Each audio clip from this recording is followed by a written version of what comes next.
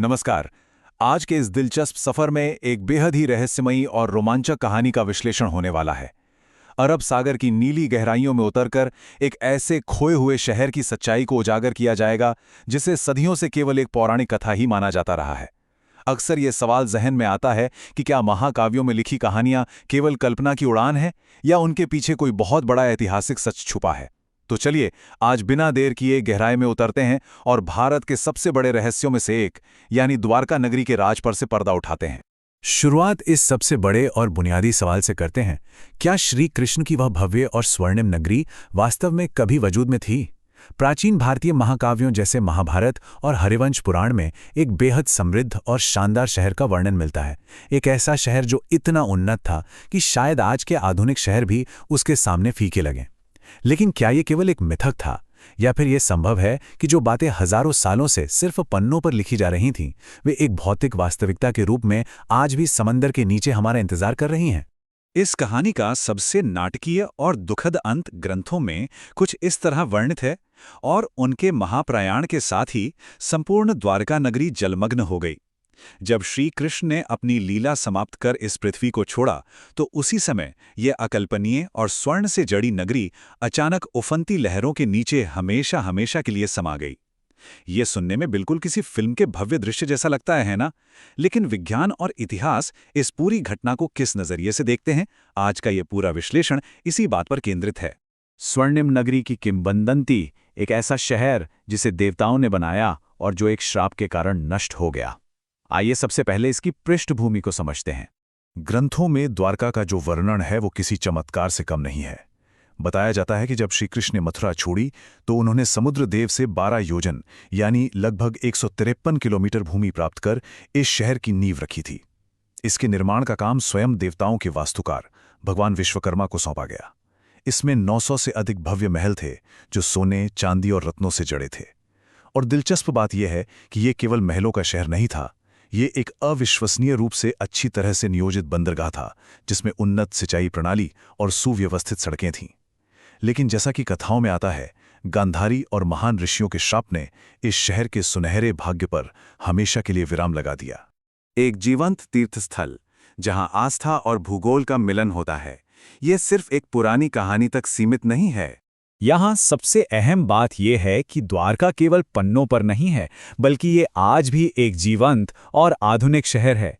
भारत के गुजरात राज्य के पश्चिमी तट पर स्थित ये शहर आज भी आस्था का एक बहुत बड़ा केंद्र है और हिंदुओं के पवित्र 4 धाम तीर्थस्थलों में से एक है। यहाँ गोमती नदी और अरब सागर के तट पर 140 फुट ऊंचा भव्य द्वारकाधीश मंदिर पूरी शान से खड़ा है। मुख्य शहर से करीब 20 मील दूर बेट द्वारका नाम का एक द्वीप भी है, जहां की यात्रा किए बिना ये तीर्थ अधूरा माना जाता है। देखा जाए तो सदियों से इस भौगोलिक स्थान से जुड़ी धार्मिक आस्था ने ही इस प्राचीन शहर की यादों को आज तक बिल्कुल जिंदा रखा है। अब इस नक्शे पर एक नजर डालते हैं। यह स्पष्ट रूप से उस सटीक भौगोलिक स्थान को दर्शाता है जिसकी अभी बात हो रही थी। आधुनिक द्वारका के तट के ठीक पास अरब सागर के उन हिस्सों को चिन्हित किया गया है जहां पुरातत्वविदों को पानी के नीचे कई अहम सुराग मिले हैं। बिल्कुल यहीं पर पौराणिक कथाएं भौतिक भूगोल के साथ आकर आपस में मिल जाती हैं। समुद्र के नीचे खोज की शुरुआत। लहरों के नीचे आखिर क्या है? चलिए इस रोमांचक खोज पर चलते हैं। समुद्री पुरातत्व का क्रमिक विकास यहाँ बहुत ही शानदार रहा है। 1963 में सबसे पहले जमीन पर खुदाई हुई जहां लगभग 3000 साल पुराने बर्तन मिले। इससे यह साबित हो गया कि ये जगह ऐतिहासिक रूप से बहुत पुरानी है। इसके बाद 1979 से 1983 के बीच डॉक्टर एस.आर. राव ने भारत में समुद्री पुरातत्व की नींव रखी और पहली बार पानी के अंदर बड़े अभियानों की शुरुआत की।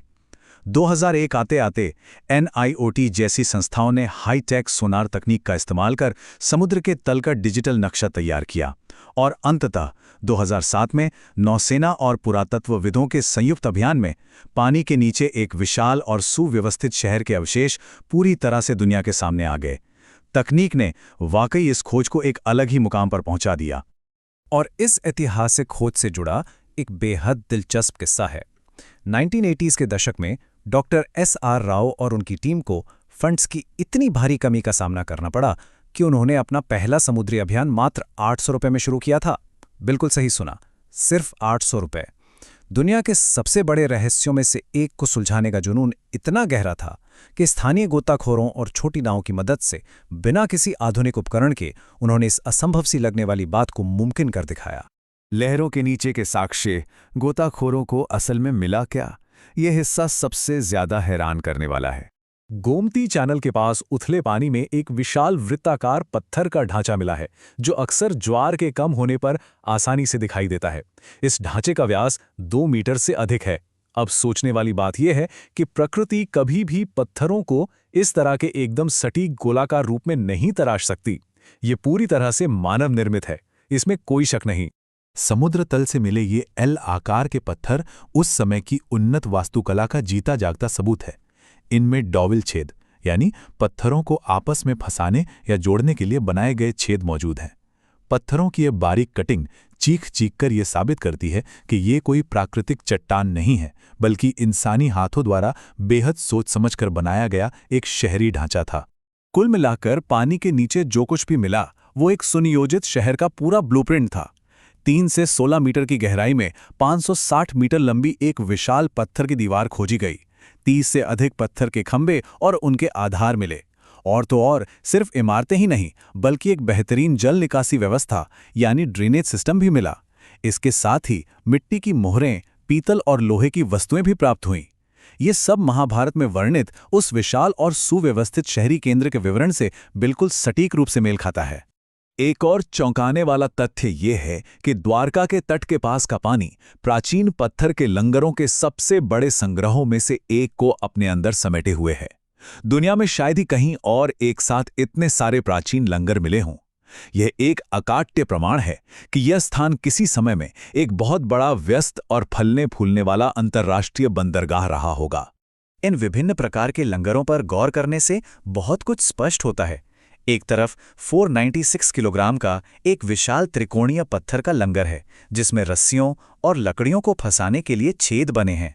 वहीं दूसरी तरफ छल्ले के आकार के रिंगस्टोन लंगर हैं, जो समुद्र के तल पर लंबवत अवस्था में मिले हैं। अलग अलग प्रकार और इतने भारी वजन वाले लंगरों के होने का सीधा सा मतलब है कि यहाँ अलग अलग आकार के जहाज, जो शायद प्राचीन विश्व के विभिन्न कोनों से आते थे, अपना लंगर डालते थे। अब बात करते हैं इस नंबर 9000 की। ये संख्या सच में होश उड़ा देने वाली है।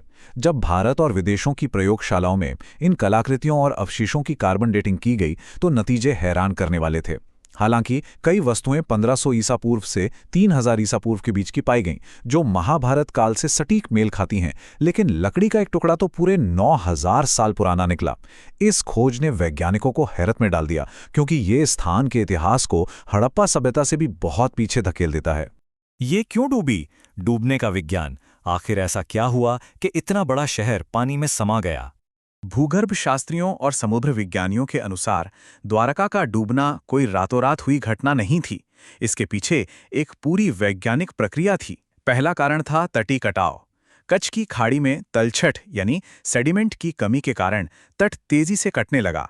दूसरा और सबसे बड़ा कारण था वैश्विक समुद्री जलस्तर में तेजी से हुई वृद्धि। दुनिया भर के जलवायु डेटा से ये साफ पता चलता है कि हजारों साल पहले समुद्र के स्तर में अचानक तेजी से वृद्धि हुई थी, और इसका सीधा परिणाम ये हुआ कि समुद्र तट का पानी आगे बढ़ने लगा और उसने धीरे धीरे इस पूरे प्राचीन बंदरगाह को अपने अंदर निगल लिया। ये 25 मीटर का आंकड़ा बहुत कुछ बयां करता है। ओशनोग्राफर्स के शोध से पता चला है कि लगभग 11,000 साल पहले समुद्र का स्तर आज के मुकाबले काफी नीचे था, लेकिन 5000 ईसा पूर्व के आसपास समुद्र के जल स्तर में अचानक 25 मीटर तक की नाटकीय वृद्धि देखी गई। यह केवल भारत तक सीमित नहीं था, बल्कि दुनिया भर में इसका असर हुआ। पानी के इस विशाल आयतन ने प्राचीन तट रेखाओं को निगल लिया। ये विज्ञान द्वारा दिया गया वो ठोस प्रमाण है जो ग्रंथों में लिखी उस बात का पूरा समर्थन करता है कि समुद्र ने शहर को अपनी गोद में ले लिया था। जहां मिथक और इतिहास मिलते हैं एक समान समय रेखा, अब इन दोनों पहलुओं को जोड़ के देखते हैं। प्राचीन कहानियां और विज्ञान दोनों अंततः एक ही सत्य की ओर इशारा करते हैं। एक तरफ हमारी पौराणिक मान्यता है कि श्री कृष्ण के जाते ही एक स्वर्णिम शहर समुद्र में समा गया, और दूसरी तरफ वैज्ञानिक खोज है जो यह साबित करती है कि यह कोई काल्पनिक जगह नहीं थी, बल्कि एक फलता फूलता ऐतिहासिक बंदरगाह था जो समुद्र के जल स्तर में वृद्धि और भारी तटीय कटाव के कारण डूब गया।